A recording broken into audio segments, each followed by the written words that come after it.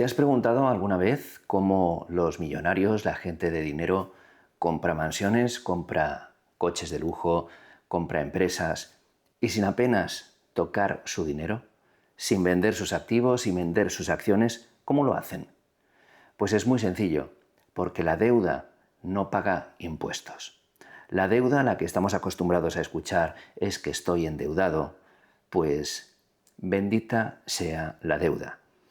Parece magia financiera, pero realmente no lo es. Y en este vídeo te voy a explicar cómo se hace y te lo voy a explicar de una manera muy sencilla y muy clara, como si estuviéramos en una reunión de amigos, como si estuviéramos tomando un café y lo vas a entender. Así que quédate ahí, que vamos a ello.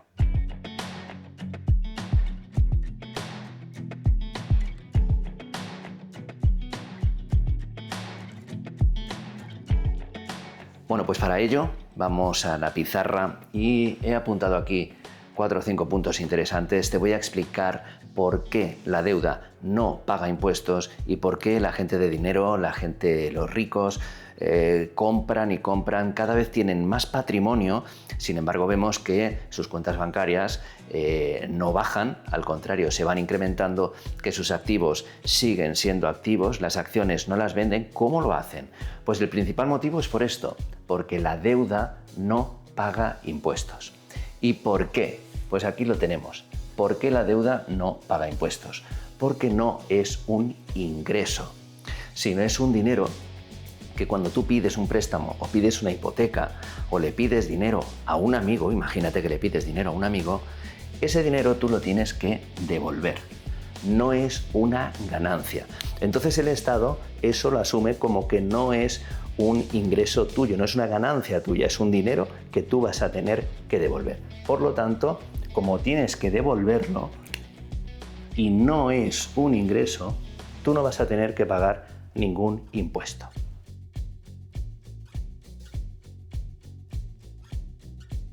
La diferencia entre una deuda y, por ejemplo, el salario: tú trabajas en una empresa, tú percibes un dinero, a intercambio de tu trabajo percibes un salario, y aquí sí que tienes que pagar un impuesto, el impuesto sobre la renta de la persona física.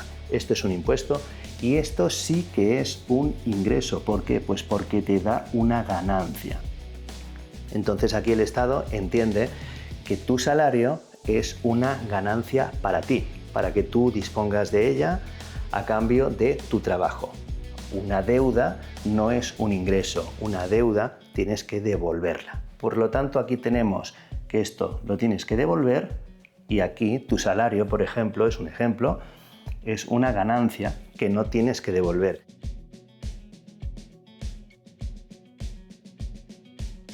Un préstamo y un crédito, por ejemplo, no es una ganancia, no tributa, lo he marcado aquí, no tributa.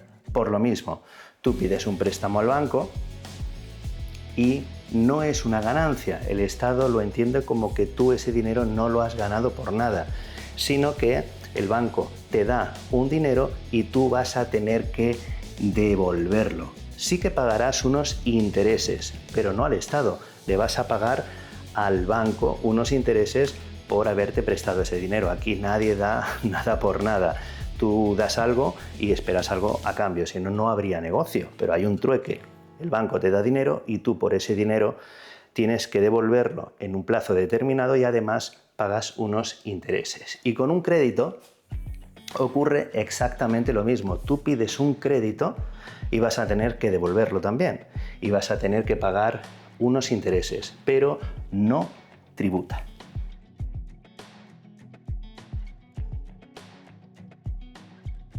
Vamos a poner un ejemplo. Queremos comprarnos una casa que vale 200.000 euros. Entonces lo que hacemos es pedir una hipoteca. El Estado, esta hipoteca no te va a cobrar ningún impuesto porque, de nuevo, esto es un préstamo que tú estás pagando, da igual que sea una hipoteca, un préstamo personal, un crédito personal, da igual. Es un dinero que vas a tener que devolver. Por lo tanto, tú pides una hipoteca, vamos a suponer, independientemente de que tú pongas parte de ese dinero, una pequeña cantidad, y el banco ponga más, de eso ya hablaremos más adelante, pero tú al banco le pides 200.000 euros y el banco te los da. Esto no tributa. Aquí no vamos a pagar impuestos, ¿vale? Nos compramos esta casa, pero el Estado entiende que tú inviertes estos 200.000 euros para una casa, por eso es una hipoteca para comprarte esta casa, y de esta casa sí que vas a tener que pagar pues unos impuestos, como es el IBI, el impuesto sobre las basuras, etcétera, etcétera, ¿vale? Entonces aquí tú ya estás pagando unos impuestos con estos 200.000 euros al comprarte una casa, pero los impuestos son estos, no sobre la hipoteca.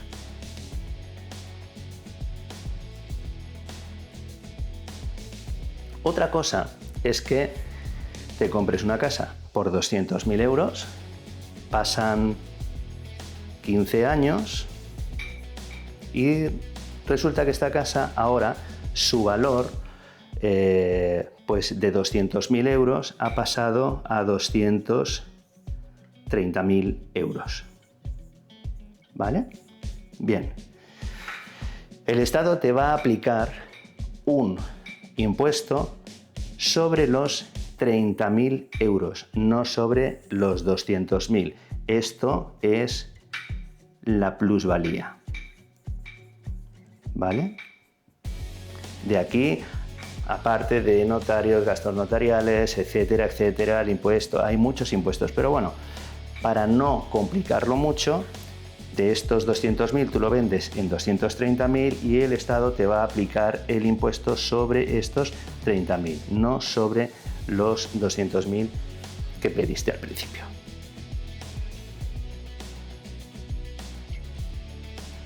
Antes de seguir, he borrado la pizarra, vamos a diferenciar dos tipos de deuda. Para ello yo sí que os sugiero, os voy a hacer una recomendación literaria, Padre Rico, Padre Pobre, porque este libro la verdad es que sé que ha sido muy aconsejado por gente que está metida dentro del mundo bursátil y de los activos, acciones, criptomonedas, porque es una manera muy fácil de entender lo que es la deuda, cómo ganar dinero con la deuda. En fin, es un libro que te abre bastante un poco la visión dentro del mundo financiero. La deuda, tenemos dos tipos de deuda y son las siguientes. Dos tipos de deuda. Y tenemos la deuda buena, propiamente dicha, y la deuda mala. ¿Cuál es la diferencia entre una y otra? Pues aquí, en la deuda buena, nosotros adquirimos unos activos que nos van a proporcionar un dinero. Adquirimos una deuda, es cierto, deuda, pero una deuda buena. Adquirimos unos activos que nos va a dar dinero, como por ejemplo, nos compramos una casa. ¿Para qué? Pues para alquilar. Compramos la casa, tenemos una deuda con el banco, pero después de pagar la luz, después de pagar el agua, después de pagar los pertinentes impuestos que conlleva una casa, después de todo eso nos va a quedar un dinero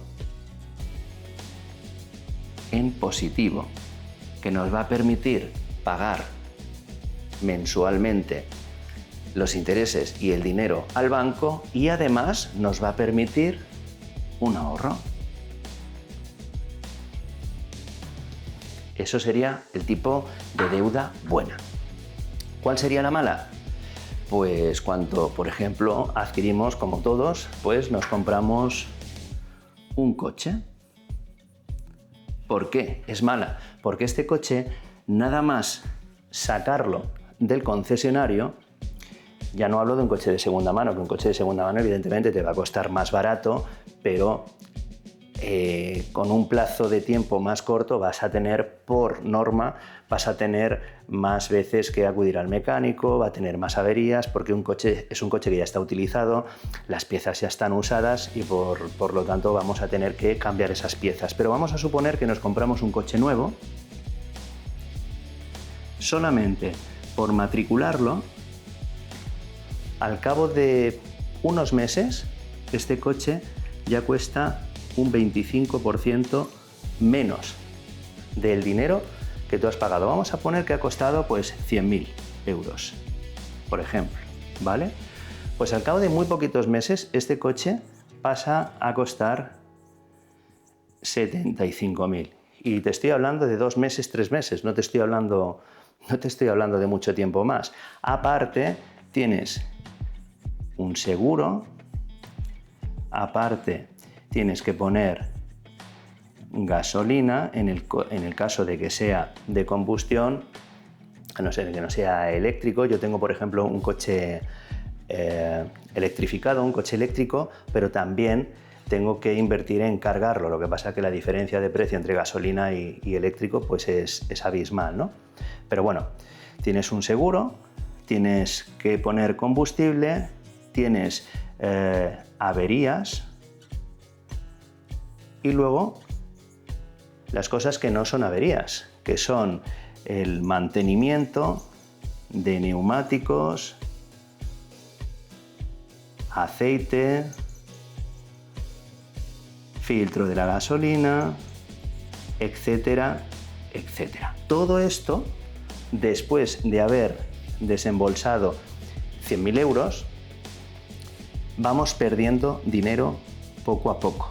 Ya no te digo si estos 100.000 euros los hemos pedido prestados al banco. Entonces vamos a perder más porque vamos a tener que pagar unos intereses de este dinero, pero no es como los intereses de una casa que nos van a dar más dinero a la larga si la queremos alquilar. Unos intereses más todo esto. Por eso esto sería una deuda mala.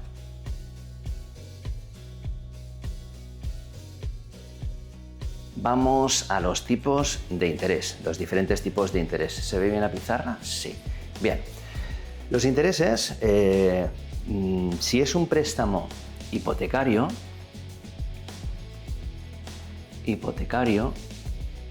los intereses, por norma general, van a ser intereses más bajos. En torno, pues ahora mismo estaremos en el 2% o 3%. Cierto es, y esto el que diga que no miente, que si tú tienes mucho dinero en un banco o mucho dinero en activos o muchas propiedades o acciones o tienes ETFs de oro, del SP500, de lo que sea, aunque digan que no, un banco va a tratar de diferente forma al que tiene 2 o 3 millones de euros en el banco al que tiene 100.000 euros en el banco. Aunque ellos digan que no, yo ya os digo que sí. El que tiene 100.000 euros en el banco va a poder sacar pues quizás un 3 o un 4% de interés, y el que tiene 2 o 3 millones de euros en el banco va a poder exigir hasta un 1%. Esto es para que no os laven el cerebro cuando vayáis a un banco, porque en los bancos esto no les interesa, que lo sepamos, ¿vale? Cuando es un préstamo hipotecario, los intereses suelen ser más bajos. ¿Por qué? Porque si tú te compras una casa, te estás respaldando con esta casa, es decir, esta casa va a servir de aval. Aunque en casi la mayoría de los casos, si tú vas a pedir un préstamo, te van a pedir un aval casi seguro. Pero bueno, ¿por qué este préstamo hipotecario es de menos riesgo y un crédito personal va a ser de más riesgo? Pues porque en un préstamo hipotecario normalmente lo haces a 15 años, 20 años, incluso 30 años. Entonces, a medida que va pasando el tiempo, esta casa se va revalorizando. Y en el caso de que tú no pagues, por lo que sea, el banco se va a quedar con esta casa. Es decir, se queda con la casa. Hayas pagado lo que hayas pagado. Incluso hay gente que hace una dación en pago. Una dación en pago es que no puedo pagar por lo que sea y te doy la casa. Después se hizo la dación en pago para que una vez el banco se quede con la casa, esa deuda ya queda saldada y tú te quedas en la calle, también hay que decirlo. Entonces, es de menos riesgo porque es muy probable que tú sigas pagando esta casa. Ahora, si tú pides un crédito personal, pues para irte de vacaciones a las Maldivas, ¿vale? Aquí te van a meter pues un 7, un 8 o un 10% de interés. Un 7%, un 8% o incluso un 10% y no sé si más. No lo sé. ¿Por qué? Porque si tú esto dejas de pagarlo, las mensualidades, ellos no se pueden quedar con tus vacaciones. No tienen nada físico, tangible. Podrían incluso embargar nóminas, pero bueno, eso ya es un poco más complejo. Pero para que sepamos por qué es de menos riesgo y de más riesgo, es precisamente por esto, ¿vale? Porque ellos, en el caso de un crédito, una hipoteca para una casa, si dejas de pagar se van a quedar con la casa y probablemente incluso se queden con más dinero porque esta casa se va revalorizando, luego ellas ya pues o la subastan o la venden o hacen lo que sea, pero si tú pides un crédito personal, por ejemplo, pues para unas Maldivas, para irte a las Maldivas de vacaciones o para comprarte un reloj o lo que sea, pues es de más riesgo. Todo esto, cuando tú vas a un banco y pides una hipoteca o un crédito, pasa por un comité de riesgos. Entonces ellos evalúan cuál es la última declaración de la renta que has hecho, qué es lo que ganas cada mes, qué dinero tienes en el banco, etcétera, etcétera. Entonces ellos lo evalúan y luego lo aprueban o no. Pero esto es el porqué de los préstamos hipotecarios son más bajos en cuanto al interés y porque el crédito personal, los intereses que te van a poner son más altos.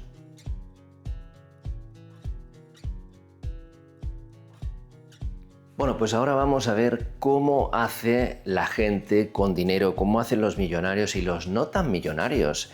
Pero cómo hacen para ir adquiriendo propiedades, cómo hacen para ir creciendo, hacer crecer su patrimonio y no pagar impuestos. Bien, aquí he puesto un ejemplo. Tenemos 1 millón de euros, por ejemplo, invertidos o bien en el SP500 o bien en criptomonedas o bien en acciones. Y nosotros necesitamos $500,000 para comprar pues algo, ¿vale? Este $500,000 lo que hacen, sobre todo, tenemos un ejemplo muy claro que lo hizo Elon Musk para adquirir Twitter. ¿Y qué hizo? No vendió sus activos, no vendió sus acciones, no tocó prácticamente nada de su dinero. Pues, ¿cómo se hace esto? Esto se hace pidiendo un crédito pignorado. Crédito pignorado. Esto es un poquito difícil de explicar, pero lo vamos a hacer muy poco a poco para que veáis y lo entendáis de manera sencilla cómo se hace un crédito pignorado. Bien, nosotros necesitamos 500.000 euros para comprar pues una casa, por ejemplo. Bien, hacemos una pignoración. ¿Y qué es pignorar?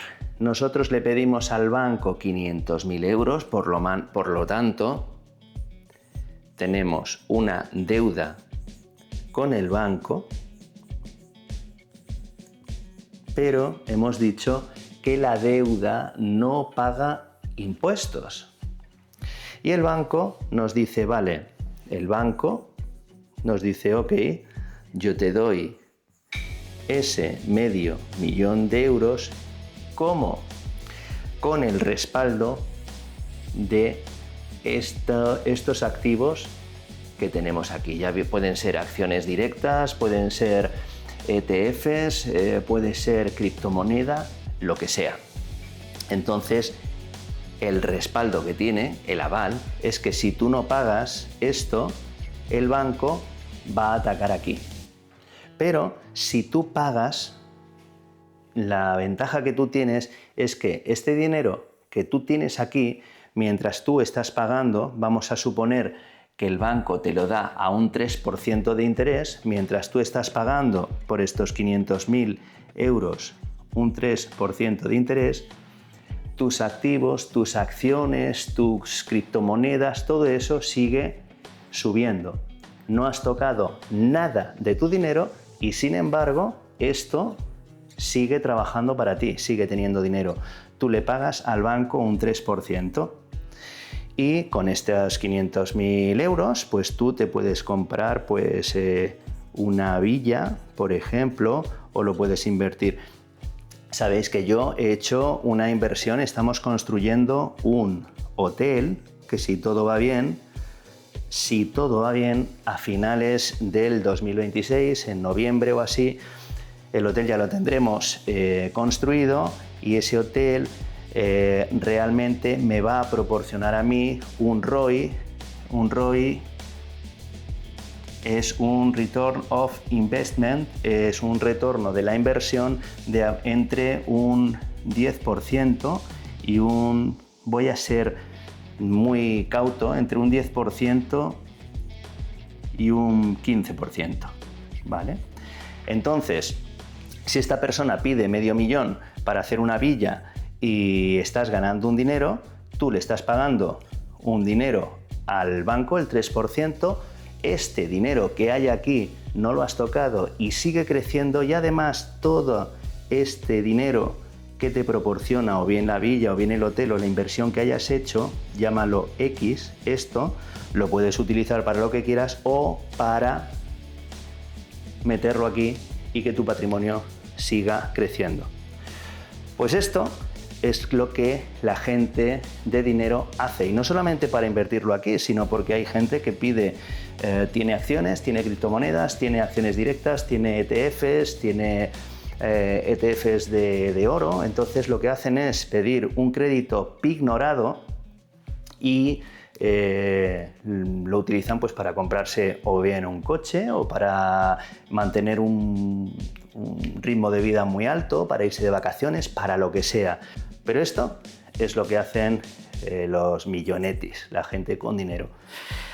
Es algo curioso, es algo que la gente no tiene muy en cuenta, pero que sepáis que la deuda no paga impuestos. Eso sí, nunca dejéis el dinero en el banco, que esto los bancos no lo quieren decir, pero el dinero en el banco pierde valor. Esto ya lo hemos dicho en otros vídeos. A medida que la inflación va subiendo, el dinero que tú tienes en el banco va perdiendo poder adquisitivo. Recordad que desde el 1920